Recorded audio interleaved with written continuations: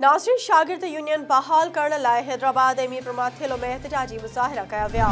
SS news जे नुमाइंदनि फाज़िल चन्ना ऐं माशूक छेड़ण मूजिबि प्रोग्रेसिव स्टूडेंट्स फेडरेशन हैदराबाद पारां शागिर्द यूनियन बहाल करण जे हवाले सां हैदराबाद प्रेस क्लब साम्हूं एहतजाजी रैली कढी मुज़ाहिरो कयो वियो।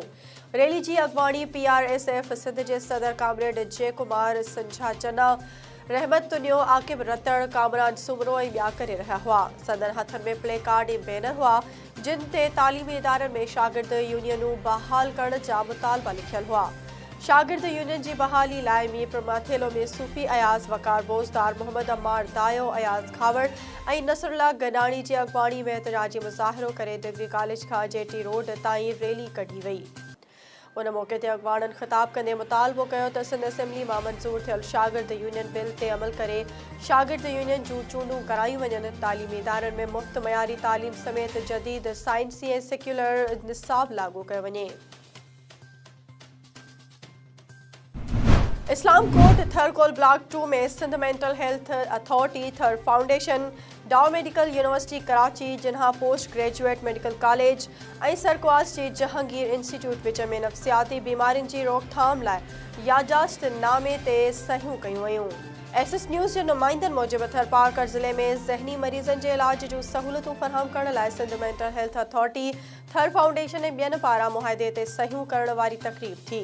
नफ़्सियाती माहिरनि थर में वधंदड़ नफ़्सियाती बीमारियुनि ते ज़ाब्तो आणण जी ख़ातिरी कराई आहे।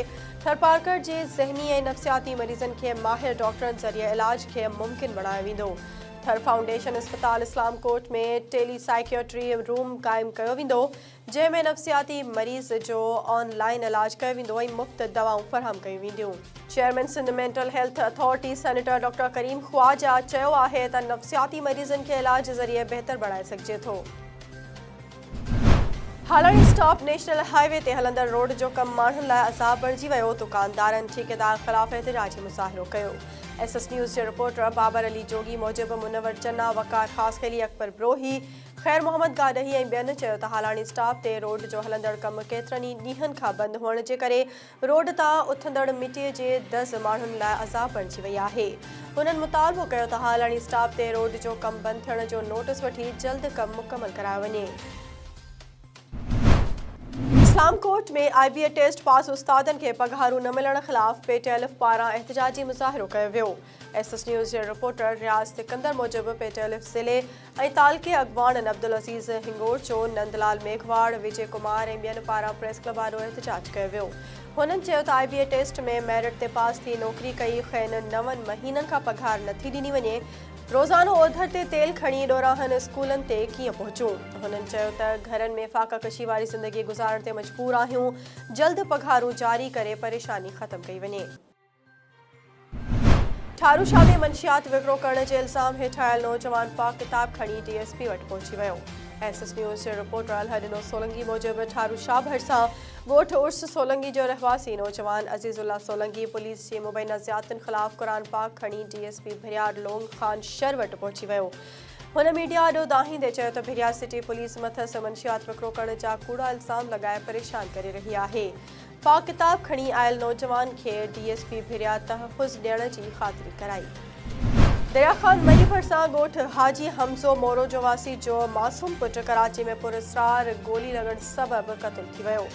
SS न्यूज़ जे रिपोर्टर कादिर बख्श लाशारी मूजिबि अब्दुल रऊफ़ मोरो जो पुटु 9 वरियनि जो माविया कराचीअ जे इलाइक़े कयूमाबाद में पुरस्रार नमूने गोली लॻण सबबि क़तलु थी वियो। मक़तूल नींगर जे वालिद ॿुधायो त निजी अस्पताल में दाख़िल थियल भेण सां मिली घर वञी रहिया हुआसीं त ओचितो फायरिंग थी। फोती जो लाश ज़रूरी कार्रवाई बाद वारसनि हवाले कयो वियो। भिरिया सिटी में समाजी तंज़ीम पारां बोड मुतासिरनि में नवां ठहिरायल 365 घर ऐं रोक रक़म विरहाई वई। SS न्यूज़ जे रिपोर्टर आसिफ सोलंगी मूजिबि मौलाना अब्दुल सत्तार हिफ्ज़ुल्लाह बानी आलमी इदारे बैतुल सलाम वेलफेयर ट्रस्ट तरफ़ां हक़दार माण्हुनि में 365 नवनि तामीर थियल घरनि जूं चाबियूं ऐं रोक रक़म तक़सीम कई। मौलाना नसीर अहमद सोलंगी जी ज़ेर निगरानीअ में मौलाना अब्दुल सत्तार हिफ्ज़ुल्लाह इफ़्तिताह कयो। भेरा रोड में मुख्तियार कार सरकारी अघ खां वधीक अघ वठंदड़ 10 दुकानदारनि ते ॾंढ विधो। एसएस न्यूज़ जे रिपोर्टर शफरुद्दीन कीरियो मूजिब मुख्तियार कार अब्दुल वहीद गोलो रेट लिस्ट न हुअण ऐं सरकारी रेट खां वधीक अघनि में शयूं विकिरो कंदड़ 10 खां वधीक दुकानदारनि मथां ॾंढ विधा। ॿिए पासे रेढ़ी ऐं दुकाननि जे मालिकनि एहतजाज कंदे चयो त खेनि मार्केट कमेटी पारां रेट लिस्टूं देर सां फ़राहम करण ते मुख्तियार कार ॾंढ विधा जेका नाइंसाफ़ी आहे। सीता रोड में 2022 जी ॿोॾि ऐं बरसातुनि जी तबाहकारियुनि जिते ग़रीब पोरियत अवाम जा अझा खसे वरिता उते ई अॼु रेलवे इंतिज़ामिया छापरा ठाहे 2 वक़्त जी रोज़ी रोटी कमाए पंहिंजे घर भातियुनि जो पेट पालींदड़ मिसकीननि जो उहो सहारो बि खसे वरितो। रेलवे सखर इंतिज़ामिया DN ऐं AVN समेत ॿियनि बाला ऑफिसरनि रेलवे पुलिस साण करे सीता रोड रहमानी स्टेशन लॻ क़ाइम छापरनि ख़िलाफ़ कार्रवाई कई वई। कार्रवाई में मच्छी गोश्त भाॼियुनि पकोड़नि चांहि जी होटलुनि जा छापरा किराए पट कया विया जॾहिं त रेलवे ऑफिसरनि जो चवणु हो त सीता रोड जे हिक शहरी पारां रेलवे जे प्लाटनि ते कब्ज़े करण ख़िलाफ़ कंप्लेंट ते कार्रवाई कई वई आहे।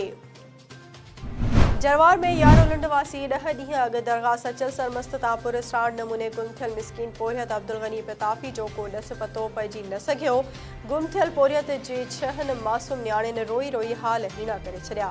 यारो लुंड वेझो ॻोठ मोहम्मद बख्श प्रताफ़ी वासी अब्दुल गनी प्रताफ़ी पुरस्राण नमूने गुम थी वियो जंहिंजो ॾस पतो न पइजी सघियो।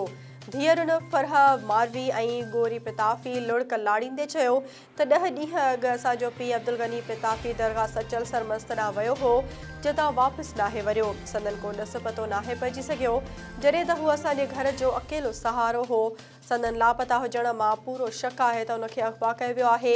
गुम थी वियल जो भाउ अबू बकर प्रताफ़ी ॿुधायो त ॻोल्हा लाइ SSP घोटकी SP ख़ैरपुर तोड़े SSP सखर कंहिं बि रीत मदद नाहे कई।